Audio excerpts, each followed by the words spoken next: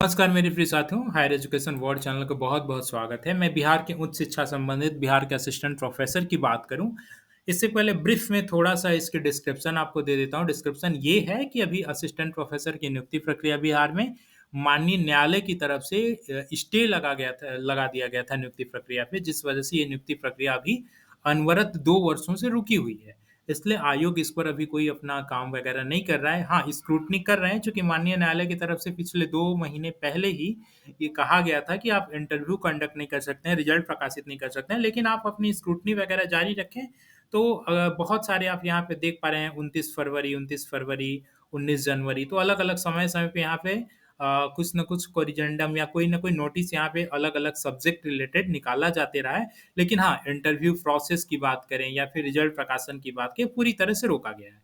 तो अभी घटनाक्रम क्या है, माननीय न्यायालय की तरफ से लगातार 3 दिनों से पूरी तरह से इस पे बहस हो रही है और अभी तक लगभग साढ़े 8 घंटे हो चुके हैं माननीय न्यायालय की तरफ से इस चीज़ को सुनते हुए।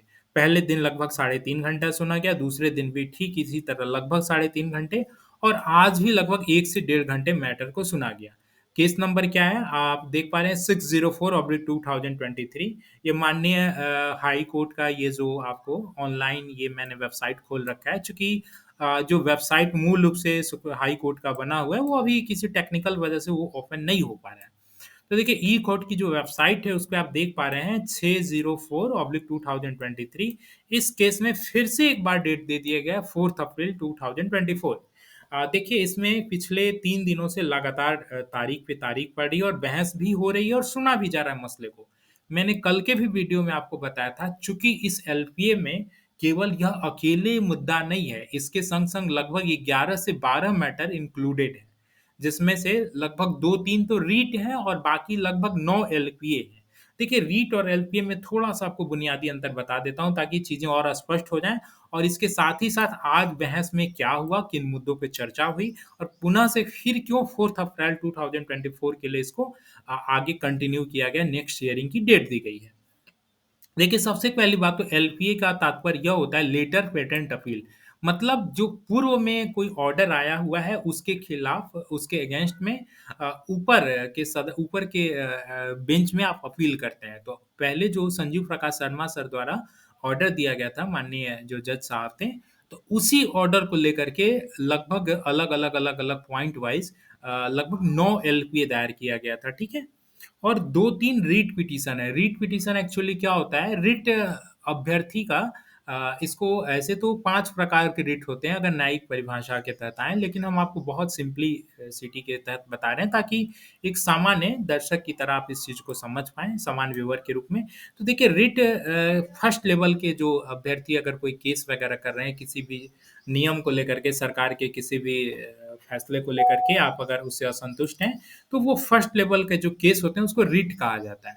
तो यानी उस पर अभी किसी भी बेंच द्वारा कोई ऑर्डर नहीं दिया गया है, कुछ सुना नहीं गया है। तो आपके मन में दुविधा ज़रूर होगी कि डबल बेंच में एलपीए वाले बेंच में ही ये रिट को कैसे इंक्लूड किया गया है, जबकि अपील वाले बेंच में 2-2 जजेस या फिर अन्य जजेस हैं। तो ऐसा क्यों? तो देखिए समान मैटर होने की वजह से चूँकि मुद्दा तो एक है, तो इस वजह से जो फ्रेश केसेज़ हैं उसको भी इसी एलपीए वाले केस के संग इंक्लूड कर दिया गया है, राइट? तो आप अब समझ पा रहे होंगे इसी वजह से एलपीए और रिट दोनों एक संग इंक्लूडेड है, जिसमें से 2-3 रिट का मामला है। तो देखिए जैसे कि अभी ऑर्डर देने से पहले अभ्यर्थी जितने भी पक्षकार हैं, लगभग 11-12 जो भी पक्षकार हैं, जब तक जज साहब सभी को सुन नहीं लेते हैं, तब तक फैसला देना भी उचित नहीं होगा। यह न्याय का कहीं न कहीं उल्लंघन होगा। चूँकि सभी व्यक्ति अपने-अपने क्षेत्राधिकार के प्रति जवाबदेह हैं, तो जज साहब भला कैसे ही ऑर्डर दे सकते हैं जब तक सभी अभ्यर्थियों के पक्ष को ना सुना जाए।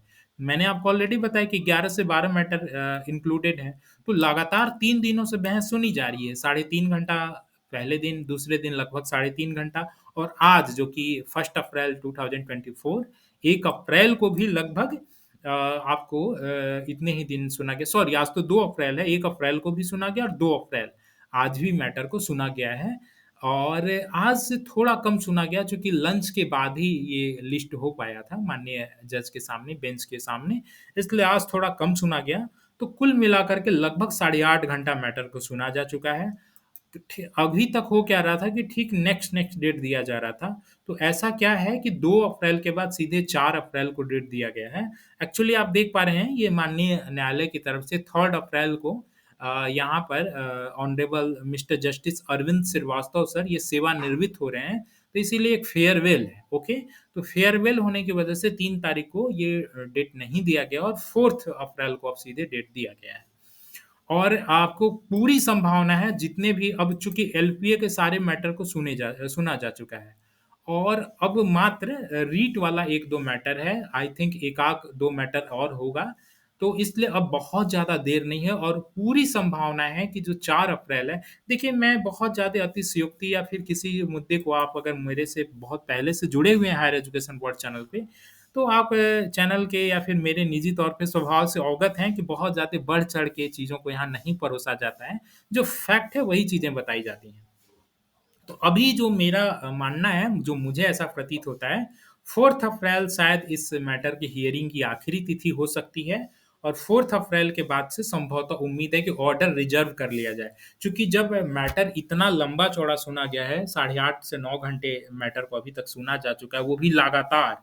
तो ऐसी स्थिति में ऐसा संभव है कि मैटर को रिजर्व कर लिया जाए और 1 आध सप्ताह माननीय न्यायाधीश जज साहब की तरफ से समय लिया जाए और 1 आध सप्ताह बाद ऑर्डर दिया जाए। आप लोगों के मन में ऐसी भी दुविधा होगी कि ऐसा क्या था कि रिट पिटीशन जो है वो किन-किन मुद्दों को लेकर के है और आज किस मुद्दे पर मूलतः बहस हुई। तो देखिए आज का जो मैटर है मुख्य रूप से वहाँ पे अभिनव श्रीवास्तव जो एडवोकेट हैं उन्होंने बहस की है किया है और मुख्य रूप से जो आज कल एक रीट था जिसमें श्वेता कुमारी ऐसी कोई अभ्यर्थी हैं जिनका 5 पॉइंट सर्टिफिकेट को लेकर के कोई इश्यू था। आप अवगत हैं कि पीएचडी के रिगार्डिंग जो स्टेट गवर्नमेंट की तरफ से वैकेंसी निकाली गई है, जो स्टैट्यूट बनाया गया था राजभवन के द्वारा, उसमें पीएचडी को लेकर के स्पष्ट रूप से दिशा निर्देश था कि पीएचडी या तो 2009 रेगुलेशन या 2016 रेगुलेशन वाले ही पीएचडी जो किए हुए हैं, उन्हीं की पीएचडी यहाँ पे कंसीडर की जाएगी। उन्हीं को नेट की अनिवार्यता से छूट मिलेगा और उन्हें एलिजिबल कैंडिडेट माना जाएगा।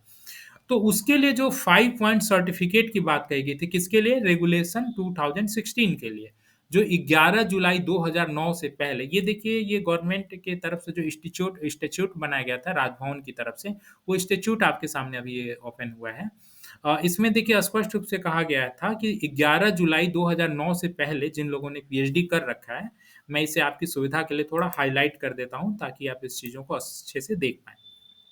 इसमें देखिए स्पष्ट रूप से कहा गया था कि रेगुलेशन 2009 के तहत 11 जुलाई 2009 से पहले जिन्होंने पीएचडी कर रखा है उसके लिए देखिए 5 पॉइंट इन्होंने निर्धारित किया था कि उनको पीएचडी के अंतर्गत क्या-क्या पॉइंट होने चाहिए।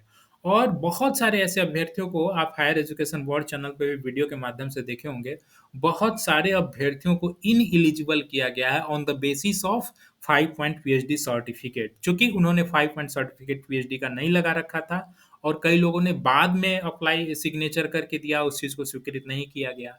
तो इस आधार पे इनका अपना-अपना केस था, तो जिसको माननीय न्यायालय की तरफ से अस्वीकृत कर दिया गया है।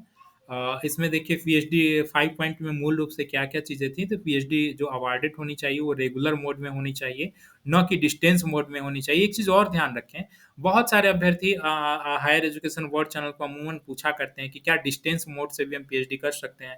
तो आपके लिए देखिए खतरनाक होगा, आप नाम क्या है कि डॉक्टर तो लगा सकते हैं, लेकिन वैकेंसी के लिहाज से या फिर कहीं अप्लाई कर रहे हैं एज़ ए असिस्टेंट प्रोफ़ेसर तो वहाँ पे देखिए ये चीज़ें अनिवार्य होती हैं रेगुलर मोड में और एट लीस्ट 2 एक्सटर्नल एग्ज़ामिनर द्वारा आपकी थीसिस को इवैल्यूएट किया गया होगा, दूसरा कंडीशन था और तीसरा कंडीशन ये था कि आपकी ओपन वाइवा यहाँ पे हुई होगी और चौथा कंडीशन ये था कि आपके 2 रिसर्च पेपर पब्लिश हुए होंगे, या तो यूजीसी केयर या तो स्कॉपस। एक चीज़ यहाँ पे ध्यान देने वाली बातें हैं, देखिए ये जो स्टैट्यूट है, ये पुराना स्टैट्यूट है, इसमें बाद में विधान परिषद के में इस चीज़ की बहस हुई थी और कई एमएलए द्वारा इस चीज़ को उठाया गया था, मैं उस एमएलए का भी नाम नहीं याद कर पा रहा हूँ। तो बाद में उस ये स्टैट्यूट में संशोधन किया गया, चूँकि यूजीसी के गाइडलाइन के भी अकॉर्डिंग यूजीसी केयर और स्कॉपस ही मात्र नहीं है, वहाँ पे पीयर रिव्यूड जर्नल का भी ज़िक्र है।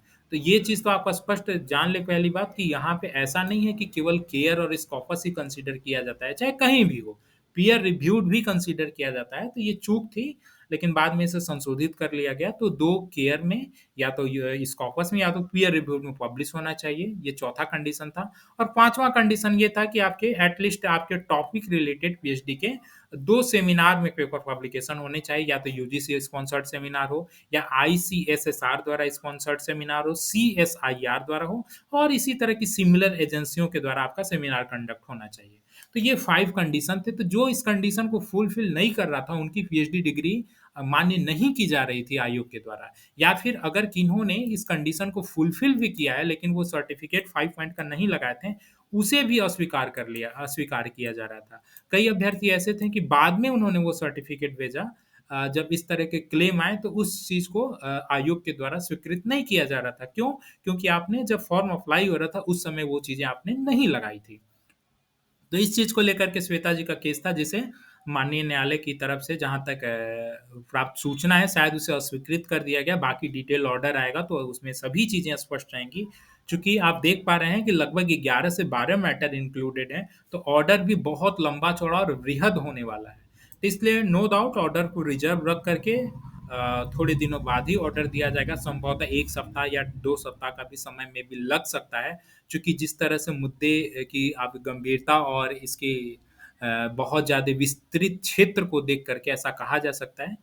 तो चलिए, वैसे अब देर नहीं है, बहुत नज़दीक अब आप आ चुके हैं। चूंकि आप समझ ही रहे हैं इस मुद्दे की संजीदगी को लेकर के माननीय न्यायालय भी कितना सजग है, क्योंकि लगातार 8.5 घंटे मैटर को सुनना कंटिन्यूटी में 3 वर्किंग डेज से लगातार सुना जा रहा है। और आपको देख पा रहे हैं कि जो नेक्स्ट डेट 4 अप्रैल का भी दिया हुआ है, वो भी रेगुलर कंटिन्यूटी में ही माने, क्योंकि 3 अप्रैल को फेयरवेल है, इस वजह से 3 अप्रैल को डेट नहीं दिया जा सका।